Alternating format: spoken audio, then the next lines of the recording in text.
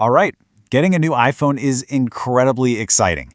But, let's be honest, the exact moment you unbox that pristine device, a familiar kind of dread usually sets in.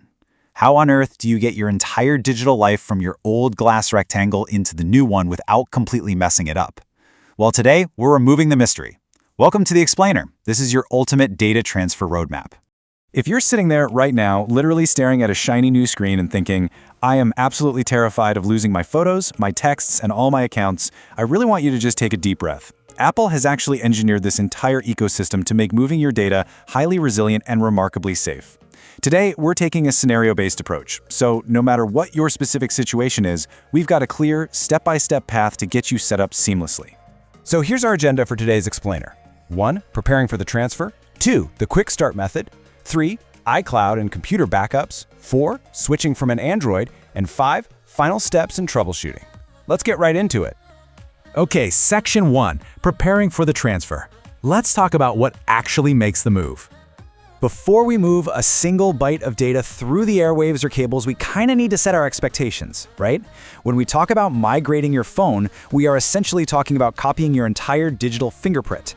We're moving your photos and videos, all your contacts, every iMessage and text, your app data, your settings, music, and yeah, even those highly granular things. We're talking your saved Wi-Fi passwords, your private health data, and your Apple Watch data. The whole shebang comes with you. You are definitely not starting from scratch. Your digital life is just getting a hardware upgrade.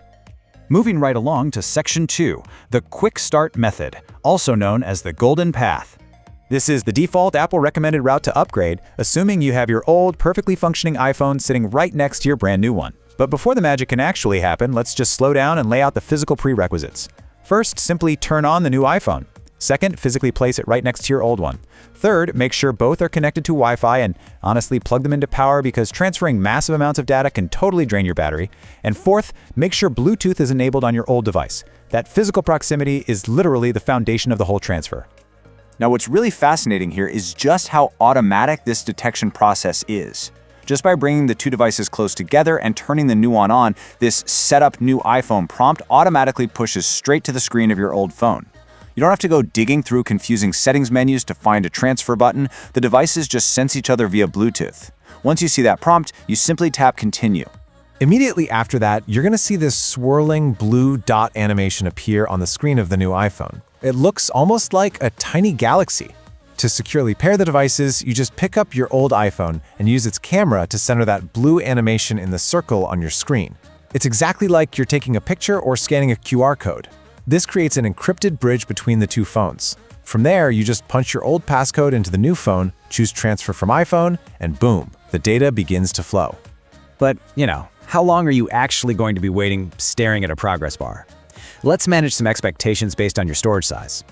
If you're moving a relatively light load, say around 20 gigabytes, you're looking at a pretty speedy 10 to 20 minutes. At 64 gigabytes, expect to wait about 30 to 60 minutes. But if you're an absolute power user, migrating a massive 128 gigabytes or more, you'll want to plan to leave the phones completely alone for 1 to 3 hours. Seriously, grab a coffee, run an errand, and let the tech do the heavy lifting. Section 3. iCloud and computer backups. These are your essential safety nets. So what if your old phone, fell in a lake? Or what if you had to mail it in for a trade-in before the new one even arrived? If that old phone is completely gone, the cloud is your absolute best friend. Ideally, you had the iCloud backup toggle switched on in your old phone settings. If you did, you're completely safe. On your new iPhone setup screen, specifically under Apps and Data, you simply tap Restore from iCloud Backup.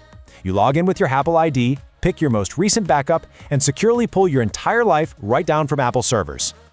Now, I know some of you are probably stressing right now thinking, my iCloud is constantly full. I never have enough space to back up my whole phone. Well, here is a highly helpful, little-known fact.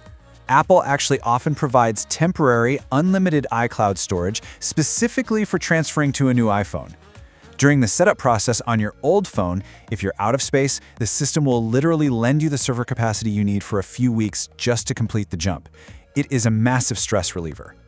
Or alternatively, maybe you're someone who prefers a hardwired, tethered local copy of your data rather than relying on the cloud. Totally get it. If you're on a Mac, you just connect your old phone via cable, open Finder, select your device, and click Backup Now. On a Windows PC, you use the Apple Devices app or iTunes to do the exact same thing. Once that full backup is secured on your computer's hard drive, you disconnect the old phone, plug in the new iPhone, and hit Restore Backup. It's old school, for sure, but incredibly fast and reliable. All right, Section 4. Switching from an Android, the welcome mat. If you're crossing the aisle to join the Apple ecosystem for the first time, we warmly welcome you. And don't worry, you don't have to figure this out manually. Apple actually has a dedicated pathway designed just for you. Your new iPhone will display a specialized Move from Android screen. And over on your Android device, you'll run a free app built by Apple called Move to iOS. This app lets you go down a checklist and select exactly what you want to bring over: your text messages, your contacts, your calendar, your camera roll. The two vastly different devices actually create a temporary private Wi-Fi network to securely bridge the gap. The actual chronological sequence for an Android switcher is incredibly seamless. First, you download the Move to iOS app from the Google Play Store on your current Android phone. Second, turn on your new iPhone and proceed through the initial setup screens until you hit the Apps and Data menu, where you'll choose Move Data from Android. The iPhone will instantly generate a secure one-time code. Finally, you just enter that code into your Android device, pick your data, and let the transfer do its thing. Section 5. Final steps and troubleshooting. Let's bring all these paths back together. Regardless of which path you started on, Quick Start, iCloud, PC, or Android, you are eventually going to reach the finish line. If you're going to take a screenshot of any part of this explainer to save for later, absolutely make it this one. This perfectly summarizes exactly what you need to know in one single glance. Old iPhone still in your hands? Use Quick Start. Old phone completely unavailable? Use iCloud Backup. Want a totally secure local copy? Mac or PC? Coming over from Android? Use the Move to iOS app. It's the ultimate matrix for your migration. Now, before we wrap up, I really need to deliver a crucial tip specifically for Apple Watch owners, because this trips up so many people.